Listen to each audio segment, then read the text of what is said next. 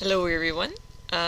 We talked about on the last set of notes that energy comes from sugar, which comes from photosynthesis, which comes from the sun.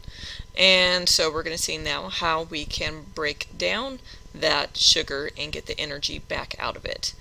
There's two ways that we can break down sugar, either with or without oxygen. With oxygen, we call it aerobic respiration. Without it, we call it anaerobic respiration. So today we're just going to talk about anaerobic respiration, the type that involves no oxygen whatsoever.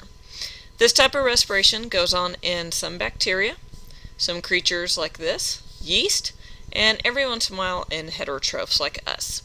But it always begins with, no matter what type it happens, it always begins with glycolysis. So we're going to take a look at the process of glycolysis today.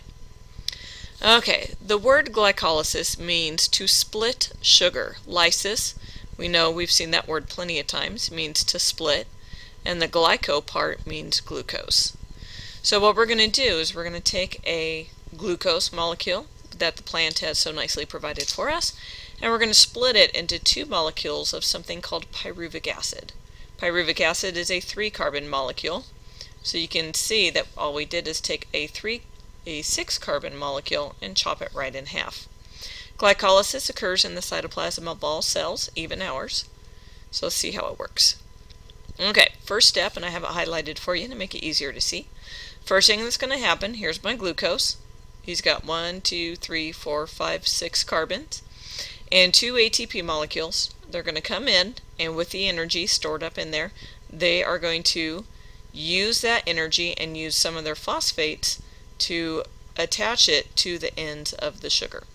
So phase 1, step 1, 2 ATPs donate their phosphates to the glucose. So 1 ATP's phosphate goes on one end, 1 ATP's phosphate goes on the other end. So we made this new structure called fructose 1,6-bisphosphate, which you don't need to know the name of, just need to know that it's got the 2 phosphates on the end. And then that molecule is going to immediately split itself into 2 molecules of G3P, which is the same exact G3P that we saw in the dark reaction. Yes, the dark reaction. I had to think about that for a sec. So exactly the same, 3-carbon molecule, phosphate, a little bit of energy in it. Next thing that's going to happen is that 2 phosphates, which just happen to be floating around in the cytoplasm, they're going to come on and stick onto the other side of the G3P, because if you notice, they're missing right here. So they're going to jump in, and they're going to take up the other side of the G3P. After that, each G3P is going to donate some of its electrons to this molecule called NAD+. NAD+ is pretty much the equivalent of NADH, or NADP, in photosynthesis. It's an empty boat.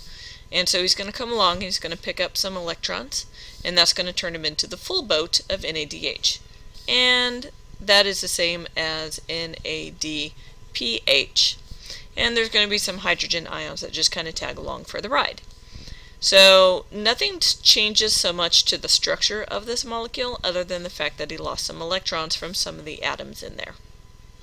Next thing that's going to happen is 4 ADP molecules, 2 from each side. They're going to come along, and they're each going to pick up one of the phosphates that are on the G3P. And what that does is it glues them back onto ADP, making ATP. So I get 4 total of 4 ADPs going in, and I get 4 ATPs coming out, and that also turns my G3Ps into pyruvic acid, which is also referred to as pyruvate. It's the same exact thing, depending on what book you read it in. So ADP comes along, picks up the phosphates, 1, 2, to make ATP. There's my energy, and there is my pyruvic acid. So what did I use? I used 1 glucose, went in, 2 pyruvic acids, came out. 2 ATPs went in, right there. 4 ATPs came out, right there. So that makes a net total of 2. So I put 2 in, but I got 4 out, so I'm walking away with 2 more that I didn't have before. 2 NAD pluses go in, and 2 NADHs plus their tag-alongs come out.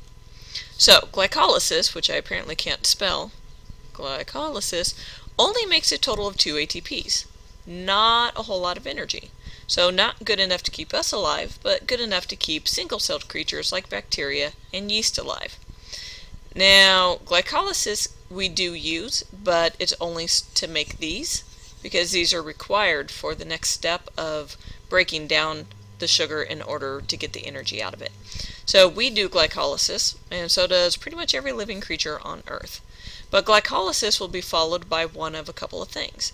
If there's no oxygen around, it'll be followed by fermentation. If there is oxygen around, it'll be followed by the Krebs cycle. So the next thing we're going to look at is fermentation. What happens to glycolysis if there's no oxygen around? Okay, see you soon.